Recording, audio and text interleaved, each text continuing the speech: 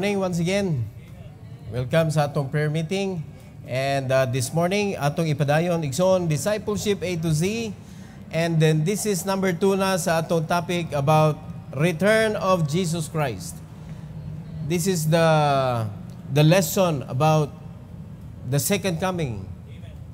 No? Pero walay second coming kung walay first. So ang atong isgutan this morning, mga kaigsunan, is the first coming of Jesus Christ. The first coming of Jesus Christ. So ato sa nisang isgutan, unya para inigsunod ang second coming na sad. Let's all stand, mag-ampo ta. Heavenly Father, we thank you, Lord, for this wonderful morning that you have given us. Bugnaw ang panahon. And thank you so much, O God, for each and every one that are here in the church. Please bless us, Lord, with your wisdom. I pray that you cover us with your precious blood. And as we listen to the message, O God, I pray that you allow us to understand the meaning of each word nga imong itudlo today. Please use me, empower me to preach your word, O God. This is for your glory. We pray in Jesus' name. Amen. You may take your seat, please.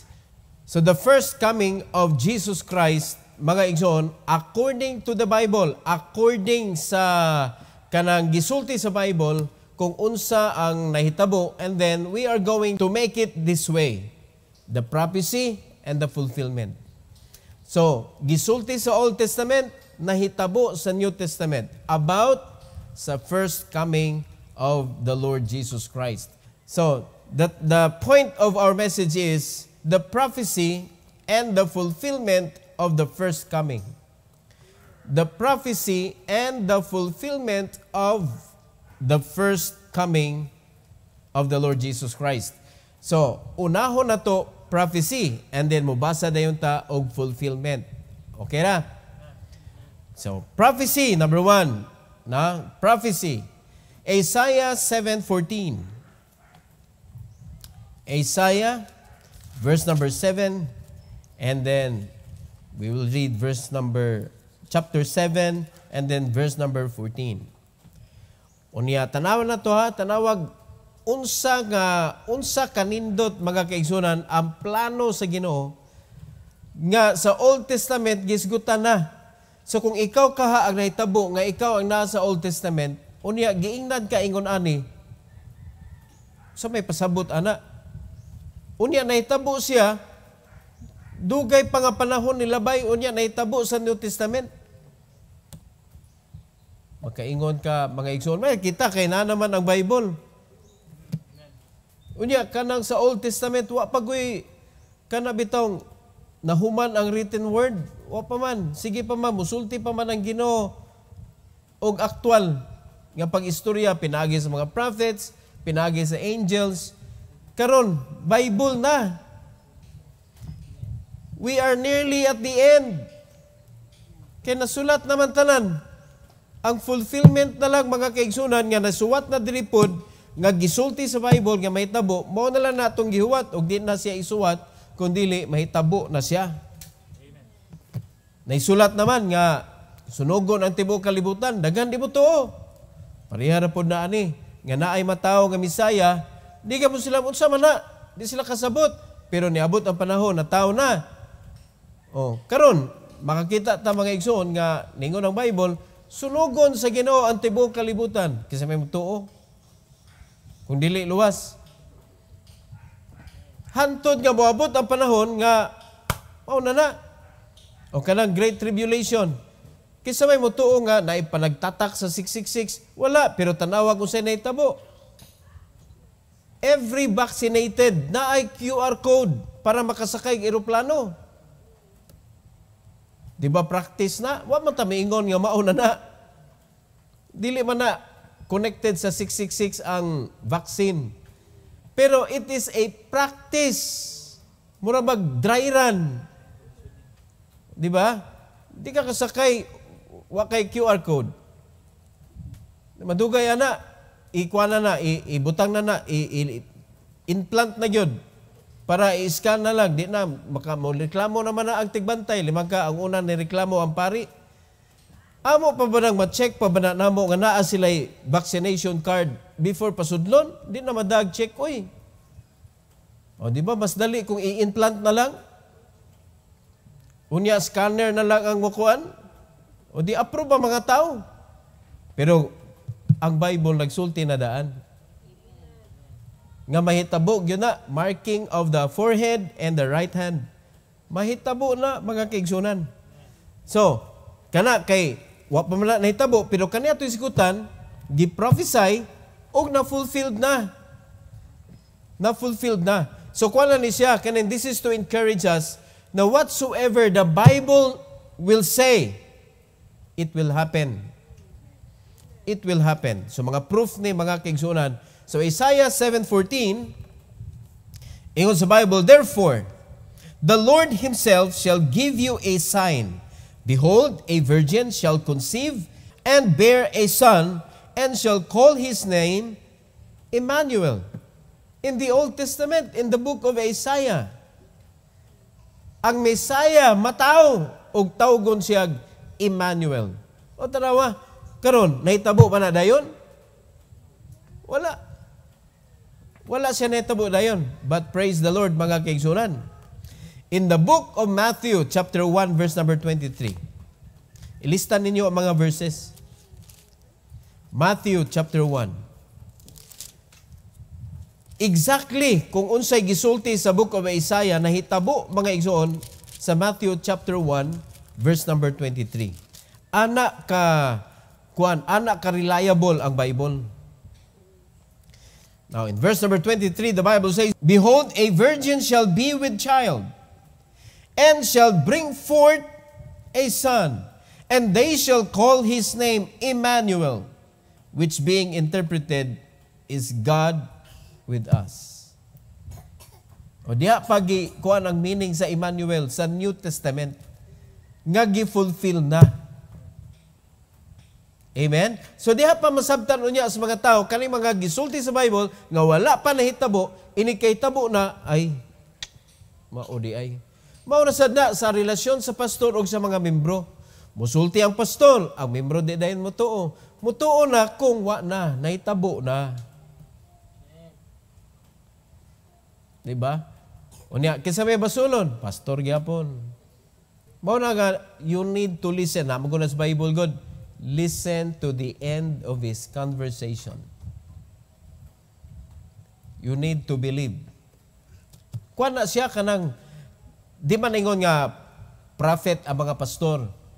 Pero God will give wisdom to every pastor to tell the people of God in the particular church kung diin siya gibutang to guide the people of the Lord. Mo na reason nga nung naipastor. Di ba? So kani dapat mutudlo ni nato mga kaigsunan nga kung musulti ang Bible, mahitabo. And now, all the pastors are the speakers of the Lord. No? Every pastor in every churches. Speaker sa Ginoo. Gawa sila sa mga church nga dili pinadala sa Ginoo ba? Kana bang feel lang niya nga magtukod siya simbahan, wa na ilabot. Okay, mag-abay maggihapon na siya sa tawhanon nga pamaagi. Pero kaning di ka kasabot sa pamaagi sa imong pastor, kay wa maka nag-intune sa Bible. Amen? Kanang pastor, mga kaigsunan nga di mag-agad sa gusto sa tao. Kung unsay gusto sa Ginoo, mao'y atong gipush. Magbantay ka ana nga pastor. Amen? Magbantay ka ana nga pastor kay unsay isulti ana mahitabo. Di man na tungod kay ang pastor propeta. Pero di man nato na ma-deny God. God will choose a man, iyang ibutang sa church to guide you, to teach you with knowledge and understanding. That is what the Bible says. Now, asa man nagisulti? Jeremiah. Unya, pag-abot sa pagkasunod niya na ba'y pastor? Asa man makita nimo ang word nga pastor, naa na sa New Testament. So all the pastors are the fulfillment of that prophecy. Nga giingon sa Ginoo, I will give you pastors according to my heart to feed you with knowledge and understanding. Nya prophet paman to gihapon dito panahon na. O, pag-abot sa New Testament, nanggawas na, gipangkuan na, gipantawag na sa Ginoo, mga pastors na, nagda sa Bible, nagwali mga kaigsunan. No? Mo na careful gyud mo gyud kay fulfillment may sa gisulti sa Jeremiah. O niya hantod di ka makasabot ana nga importante di aning pastor.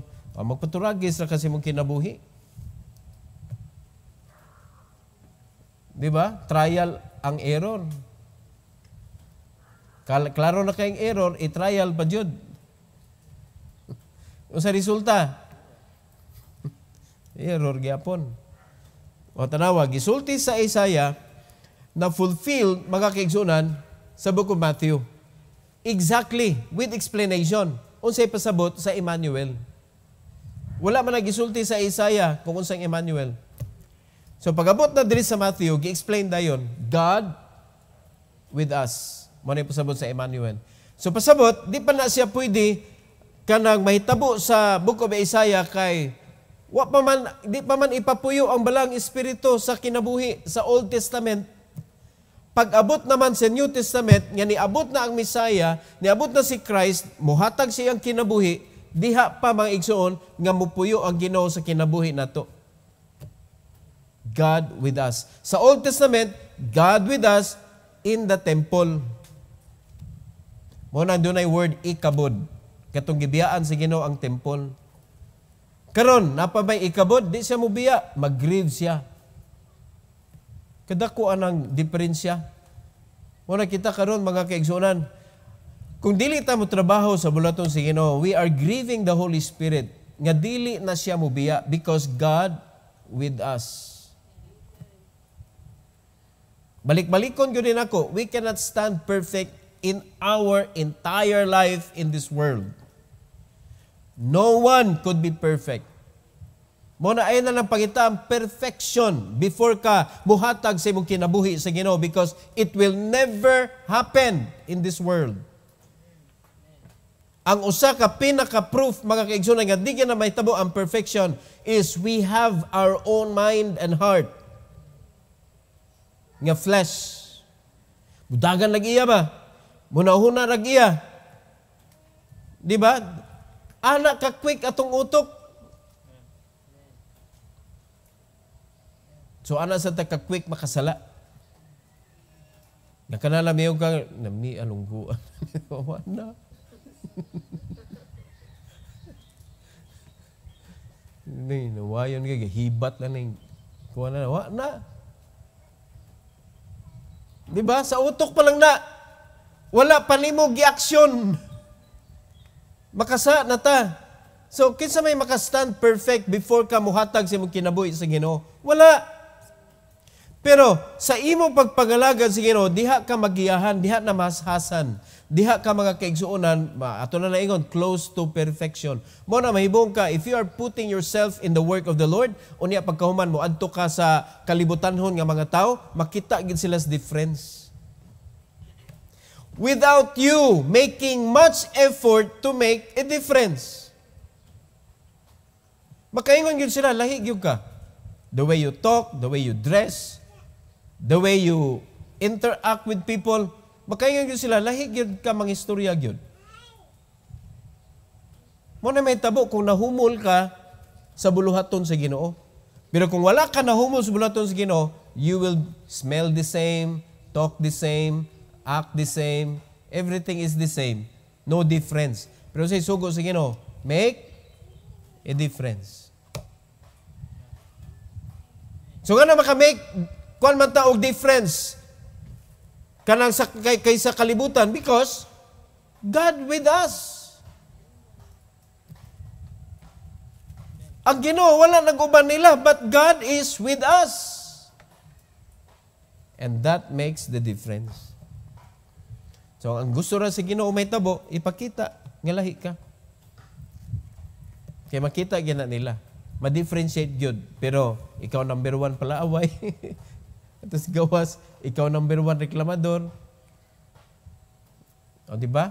So, sa may tabo, pariha raman ta. Sa may diferensya, ana. Okay. Mag-ablitag another prophecy. Genesis chapter 49, verse number 10. Genesis 49, verse number 10. The Bible says, "The scepter shall not depart from Judah, nor a lawgiver from between his feet, until Shiloh come, and unto him shall the gathering of the people be." Muna'y prophecy, dili dayon masabtan ba? Pero gisulti na ha, hinumdumi ha, di biya common. "The scepter shall not depart from Judah." Mo nagiprotect yun na until today ang Israel. Kay dili yun ibalhin sa Ginoo, mga kaigsunan, ang scepter. Scepter is the authority. Mo na siya ang kanagkuptan sa hari bitaw. Kanagkuptan sa hari nga kung kana mo'y mawa sa kamot sa hari, maminos yun ang iyahang power. Kay kung kinsay makakupot ana has the authority to execute judgment. Kana magunit anang scepter. So ningon ang Ginoo, dili na mobiya ang scepter diha sa Judah. Oh, so asa man nataw si Christ? Israel. "Nor a lawgiver between his feet, until Shiloh come, and unto him shall the gathering of the people be." Atong tanawon ang fulfillment. Hebrews 7:14. Hebrews 7:14.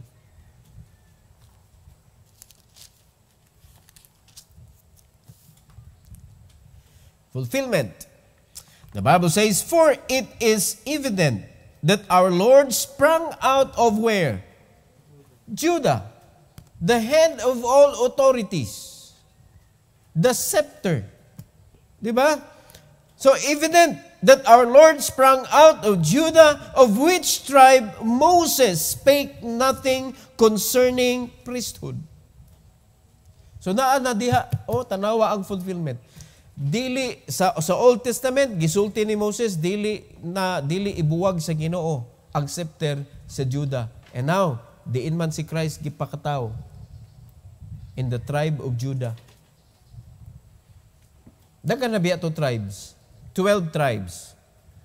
Unya sa 12 ka tribe nganong Judah magyud. Unya mag-Judah pagyud mo nga ang Bible dili katuhuan. Dudahan pag yun nimo nga kaklaro na gisulti sa old, nahitabo sa new. It will happen. Whatever the Bible will say, mga kaigsunan, will happen. Christians. Another prophecy. Micah 5:2. Micah 5:2. It was Bible, "But thou, Bethlehem, Ephratah, though thou be little among the thousands of Judah, yet out of thee shall he come forth unto me, that is to be ruler in Israel, whose goings forth have been of old, from everlasting." Laliman ka diin gikan? From everlasting. Mo na nga ang tanang malangit makaangkon gyud og everlasting life. Si Christ gikan dito sa everlasting. So gi-prophesy diri sa Micah nga ikaw Bethlehem, ikay gamiton. No, klaro kay sa Bible, no? Ikaw Bethlehem, but thou Bethlehem Ephratah, though thou be little among the thousands of Judah, gamay gyud kay ng Bethlehem gyud. Yet out of these shall he come forth unto me, that is to be ruler in Israel, whose going forth have been from of old, from everlasting. Hallelujah, mga ison. Mao na ang Ginoo atong masabtan ba iyang pamaagi bitaw ang pagpaanhin niya sa atong Misaya, sa iyang bugtong anak. Diha niya gipagawas sa Bethlehem, the small town, the small area of Judah, mga igsoon. Unya, ningon din siya nga, iyang pilion ang weak to confound the mighty. Tanawar ko na, kuhan sa Ginoo, iyang pamaagi ba? Iyang pilion ang pobre para makuratan ang dato. Unya mga pobre, di pagyud mo tuo, nga makakurat lagi kas dato. Di ka ikay primi kuratan sa dato, inigtingog. Naunsam ni mga Kristohanon. If you're a Christian, God is already designing you to become a blessing to many people. Makurat ang dato. Kaya nga nung wamana, nabuhat niya. Unya ikaw, nabuhat nimo. Di ba? Pero kung wa ka kasabot, ana, ikaw may pirmimingon, kaluin, taong ko ninyo, eh. Kisa may makuratan, ana. Miyo mo na mga dato dayon nga, mauna, kanaw? Mga baptist na ay. Sige, pakaluoy. Lain kayo. Nya, makuratan sila na. Di ba? Lahi ni mga kaigsunan, if you believe in what the Bible says, bisa pa maipon ka sa mga taong pinakadato, o mga tao yun na ipon ka diha, dili ka ma-lockdown nila. Because what you have is the most precious one. The Messiah. Lahi gyud ang outcome gyud. Lahi. So, giprophesy ang Bethlehem, nga adto mo gawas, mo sprang out mga kaigsunan ang atong manluluwas, atong tan-awon sa fulfillment sa Luke chapter 2. Luke chapter 2.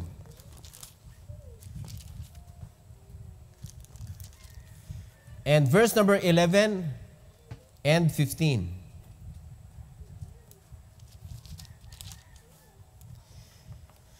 The Bible says, "For unto you is born this day in the city of David a Savior, which is Christ the Lord." Fulfillment. Giprophesy sa Micah, diara. Gifulfill mga kaigsunan. Look at verse number 15.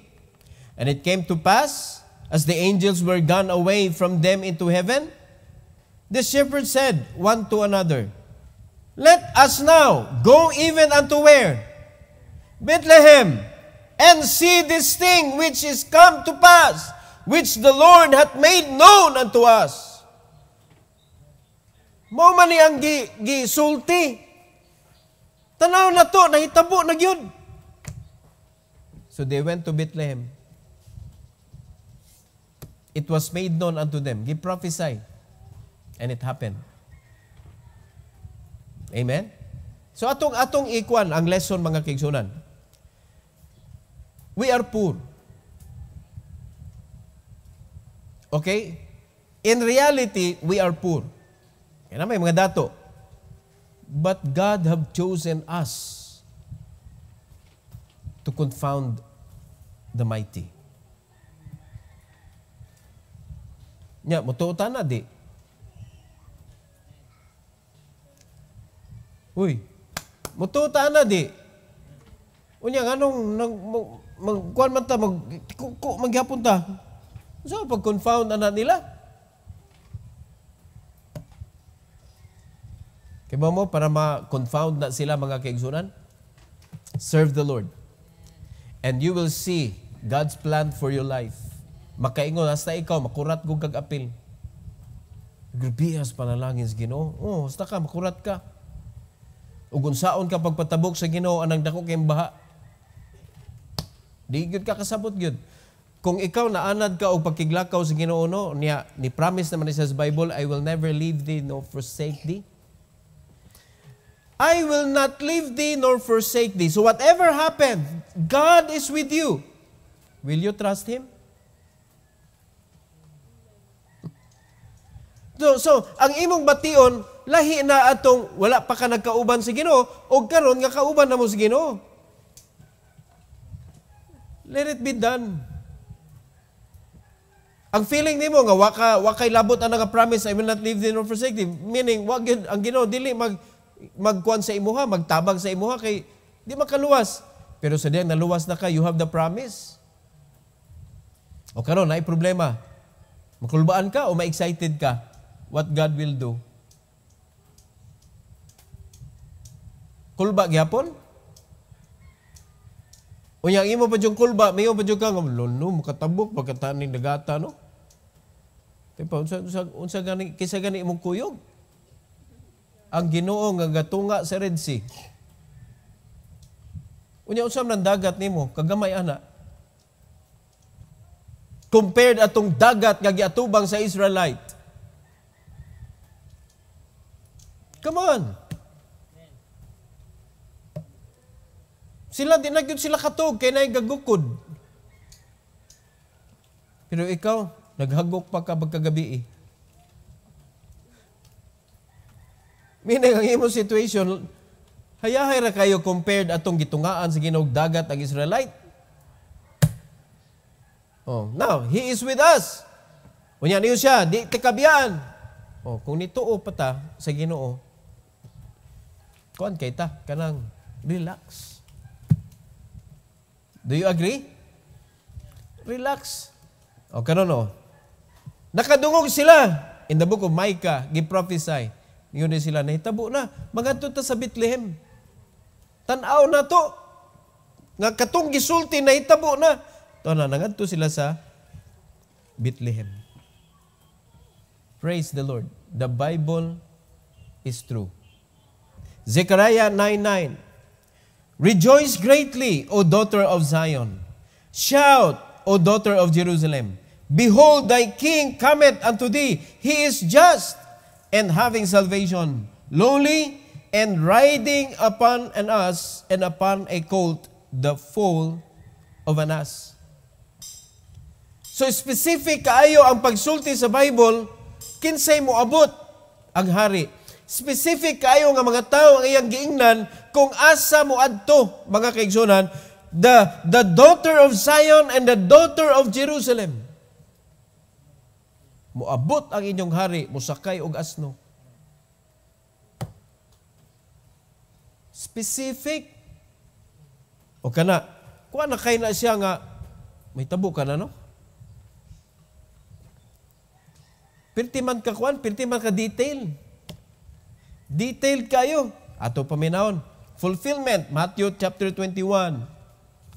Matthew chapter 21. In verse number 4 to 5. The Bible says, all this was done, that it might be fulfilled, which was spoken by the prophet, saying, tell ye the daughter of where? The daughter of Zion. Behold, thy king cometh unto thee, meek and sitting upon an ass, and a colt of the foal of an ass. Nahitabo. It was prophesied, the coming of the Messiah, in Zion, in Jerusalem. Mga kaigsunan, the king is coming, it's done. Nisakay og asno, it happened. Unya, di ta makuyawan ani mga igsoon, kung di ta mga lagad sa Ginoo sa may tabo, if you will obey, unsa ingon sa Bible, blessing. If you disobey, curse. Unya, ato lang na yanuhon. Muna, pag-obey sa man of God is a practice that you can obey the Bible. Amen? Muna, ayaw gyud ninyo og kanabitaw tagaig chance ang yawa sa inyong kaugalingon. Ayaw sa tagaig chance. Listen to the Bible, jud. And the scope of our ministry is so wide. Pretty yung laparag yun. So if you are going to, ingon ani ni mga kaigsunan, what was the reason why? Kay kaybaw, di ba, agree ba mo nga kaybaw na Ginoo? Ngaluwason kaniya. Do you agree with that? Kaybaw na ang Ginoo, napakastiyan. Sa imong mama, kaybaw ang Ginoo, nga usa ka nga iyang luwason. Do you agree with that? Because God has the foreknowledge. Everything is planned. Alright?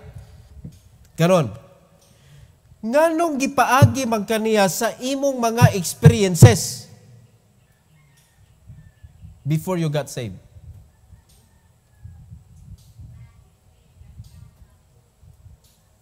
Why?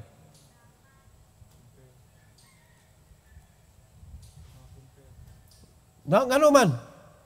Dako kay tendency mga kaigsunan that God will use you to reach out the people nga imong na-experience ba? Ngano gipa-experience ba kaniya? Because there's a lot of people like you before that you can understand them. Mga palahubog, for example, unya ikaw, wadyo ka kasuway, kanang inom-inom ba? Di ka kasabot nila, oy. Unsay nature sa ilang mga inistoryahan, kung ano sa sila masuko, or sinisulti sila anak, wara di ito. So who can win them? Kato naka-experience. Di ba? O tanawa, mga ex-con. Asa man nilang ganahan gyud nga i-win? Ex-con pod.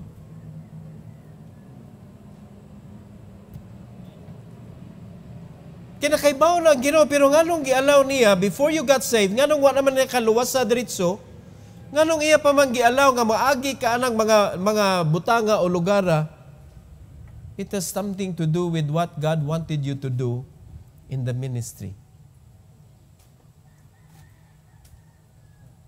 Amen? Kanang gugmas mga bata, sukad pa sa sinugdanan sa una pa gyud, nananas kung kasing-kasing. Until God allowed me to see a vision sa diyan na trabaho ko sa MEPSA, kita ko daghan kay mga bata, pero way mga bata, good sa trabahoan. I saw children, clear jud kayo.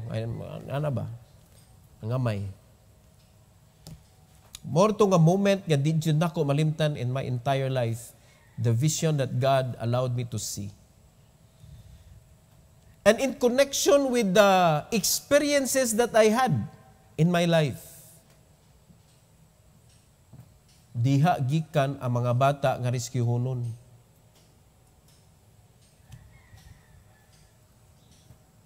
Tanawa ra gud giunsa sa Ginoo ba? Pag-prepare ang iyang tao. Come on, sa may new experiences. Try to analyze mga kaigsunan. How you can win them and show the difference. Di kay pareha ra gyapon mo. Gikan ka, palitan, gikan ka diha. Ibutan na ito ha. Addiction, na save. Di ba na sila'y concerned about those who are addict? O karon, na save ka, addiction gikan. Nya karon, ningkuyog ka, nag-adik-adik kag balik. Di na mao. Try to let them see the difference, the way you talk, the way you think, the way you live your life. Makita gina sila. You don't need to say it to them. Di ka kinahanglan mingon nga, tanawa ko, lahi na kay kuron. Usually, di ka kinahanglan mingon, ana. Kaya gingon sa Bible, where is boasting then? It is excluded. So meaning, dili na mo kinahanglan pasundaya o isibya ang imong kausaban. Makita ra na nila. But, ang nindot diara, you have the heart to understand their situation. Nakasabot mo? So do not question God. Ganon na tabo manis kung kinabuhi before. Ayaw nga lang pangutan, Ganon man, na kalabutan na sa imuhang calling karon. Kung nagbasol mo, gipaagi mo sa kinabuhi ninyo ingon anak before, yung karon anak na kas Ginoo, na ipasabot anak. O tanawa, imong gagian, daghan kay mga tao nga naara diha gyapon, nga wa pa kita Ginoo. Who can tell them? Who can have the concern for those people? Di ba? O katong wala ni agig kuan kanang kalibutan nun, pinatay Eunice ug Sherwin, Christian family. Di ba? No? Amo ka agig mga religion ana ba? Christian family. Pero kadaghan mga nagtubo sa Christian family, di luwas. Then who can explain to them the difference between the true saved and the saved? Dili kita. Sila nga nagtubo sa Christian home. Nasabtan na to mga kaigsunan.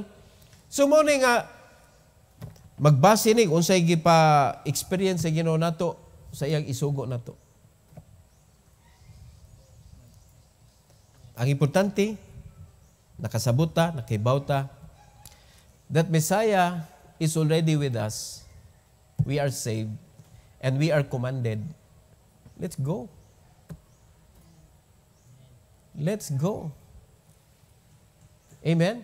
The King cometh unto thee. Thy King cometh unto thee. Meek and sitting upon an ass. Niabot na ang hari. Now, ang question na ni karon, who is now the King of your life?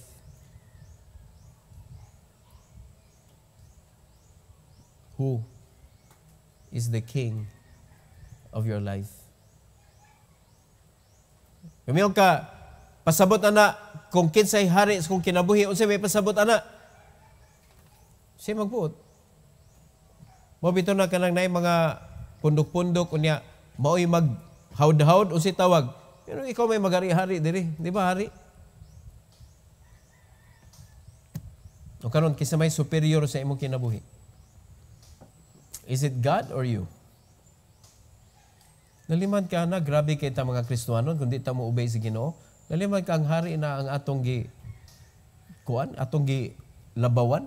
Di ba mo na batasan ni Satanas?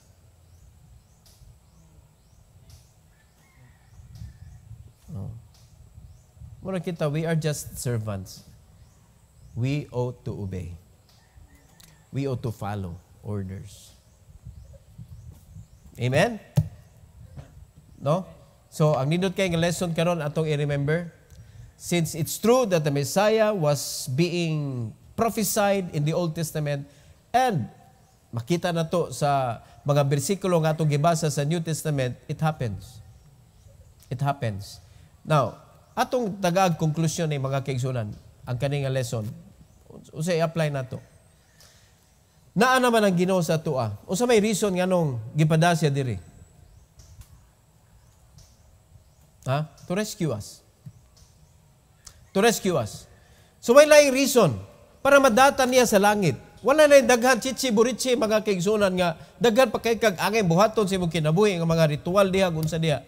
Wala, usara gyud. Ang purpose is to bring people to His kingdom because gikawat sila sa yawa. And that is the only job we have as a believer. Unya, unsa man detalihon pag yun, unsa o mapagkinabuhi, dili na i-detalye. Tagara ka og wisdom mga kaigsunan, how to live your life. Dapat ingon ana para mabuhat na nimo. Sa detalye, dili na wala man nagibutang sa Bible. Nga unsa jud kang orasa kinahanglan mo mata, unsa jud kang orasa kinahanglan matog, ay wala na nailabot oy. Kaya ang uban ang mata na, ang uban wa pagkatog. Diba? Pero mumatter ba na siya? Dili. Ang importante mga kaigsunan, you know your purpose. Nganong ikaw giluwas. And you need to understand your experiences. Ayaw na sige pag-emote. Kung wa pa lang kung gipaagi sa Ginoo ani no. Tay pasabta gunagod ngano gipaagi ka ana pagpangutana. Dili kay kung wa pa lang kung gipaagi di ta ni may ani akong kinabuhi. Walay mistake. Experience. Use that experiences to reach out people. Instead of kanabitong magkuan ka, magulguol ka nga, ay tayo nahitabo mga kung kinabuhi, no? Ang sabto nimo karon, you have the Messiah with you. And all the experiences you have, naatoy reason mga igsoon. So kabasulan ba ang atong past? So, learn from your past. Kung sa may gusto sa Ginoo ipabuhat sa imo kanon.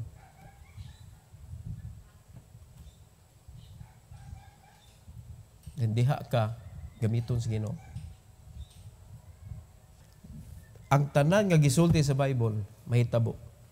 Og karon nga hitabo ni nga kita mo nakadawat sa Messiah unya naa man nagisulti sa Bible nga kinahanglan ikaw maglakaw ka uban niya and then you serve Him. All kinds of people igsoon, pero mayong kag all kinds of people, imposible magyud na nga ma-ministry mo all kinds of people. Ingani yun na nato. In the church, different experiences. Gisugo ta sa Ginoo as a church, not as individual. So ingon anak ka unique ang church. Na professional, na di professional, na gikan sa drugs, na ay wala, na ay gikan sa kanang mga klase-klase ba. We are from different types of life. Unya giusa ta as one body. So let's function. Di ba? Let's function in a different kanang kuan, different kanang sa lihok, but one body. Para sa atong parts of the body ba? Di mo pwede mo ginhawa ng dunggan ko. Pero pwede nimo sa punga ng ilong para mo gawas ang hangin sa dunggan aron mawa imong bungol. Sumpay naman na. Pero mo ginhawa ba siya? Pero maka-access, di ba? O, sa ilong. Di ba ang ilong nimo kanang sumpay na dito sa imong baba na ilaw? O, pero pwede ba siya paimnon og tubig? Dili, na siya function. Ginhawa ra gyud siya. So si baba makaginhawa ba? Yes, but dili sama kung ang ilong imong pagginhawaon. Satisfying. Di ba? Kay naay gibutang ang Ginoo diha sa ilong nimo nga pangginhawa gyud siya. O pagbaho. Makatimaho ba ning baba? Dili. Pero pag makatimaho na yung ilong nga baho aron ay unya imong sapungan imong ilong, ibo ra baba, ibo ipaginhawa, ma-feel gyud nimong baho. Mas ludon ka mo ginhawa sa baba kay gani katimaho kang baho. Tanawa ra gyud ang program sa utok no. Pero sana hindi pa kakatimaho, okay na kay ginhawa sa baba, pero nakatimaho ang kagbaho. Hasta ang baba imo na sa pungan kay bisag baba imo ginhawa, makainomdom magkasbaho. So na lain function. Lain-lain og function mga igsoon. As well as we. Lain-lain na to experiences, so let's move that way. Mo na nga sa atong Aga Rescue mga kaigsuonan, lain-lain tag area nga atong i-reach out. Di ba? So, ako'y akong past and I need to consider mga kaigsuonan nga ano gipaagi ko sa Ginoo diha, so I need to win those people nga naa diha kung diin ko gipaagi sa Ginoo. Okay? So atong ikuan ha, remember na to. We have different experiences, but we are one body. We are different parts of the body. Different functions, different kanang responsibility, but we need to work as one. So naata sa Aga Rescue and different kind of people atong rescuehon. Nasabtan na to? So, wako ningon na nga hunaw-naag unsa nga mga experience Ginoo nimo para mo balik ka didto. Wako mingon na. Unsa man to nga mga experience Ginoo, daghan kay mga tao dito nga nabiktima na. Let's win them to the Lord. Niabot na ang Messiah. Now it's time to share the Messiah to others. Let's win souls. Let's gather people. Amen? Let's win them. Topic for the next lesson, mga igsoon. Number 3 na ni sa ato ang return of Jesus Christ. And this is part number 2. Sa same na ito nga topic, the first coming of Jesus Christ. Part 2 na ni, part 2. So, ugma na, may tabo ugma. Another prophecy and fulfillment. So, I hope na kanisya nga pagtanaw na to sa prophecy of fulfillment, mo encourage na to obey what the Bible says. Because the Bible says so, expect that it will be done. Whether you like it or not, it will happen. All right? Every head bow, every eye closed. Heavenly Father, thank you, Lord, for this morning. Thank you for giving us the message that we need. I pray, dear God, that you bless your people. Help us, dear Lord, na among tagaag dakog value ang among part sa church. As you taught us, it is your body. Unya kami ang parts, Lord, and help us nga makasabot mi nga unsa mi nga part ani nga body, and help us to function ug unsa mi nga part, Lord. Tabangi ang matag usa nga dili ma-discourage sa ilahang mga past, but tabangi, Lord, ang matag usa nga mahimo nga leksyon ang mga past namo, Lord, and then we will realize, oh God, that there's a lot of people nga nakaagipod sa among mga na-experiences before mi nimo gikuha ang mga dapita, and we need to help them. We need to rescue them. We need to win them for you, O God. Thank you so much for this privilege and opportunity, O God, to become a blessing to many people. And thank you, Lord, for the resources nga imo gihatag namo, nga ma-free gyud mi, Lord, sa among panahon, nga mabuhat gyud namo, dear God, ang imong buluhaton. Salamat kay Lord, ug tabangay imong mga anak nga may imong responsible and also responsive sa imuhang mga sugo. Salamat kay Lord, and this is for your glory in Jesus' name. Amen. Praise the Lord.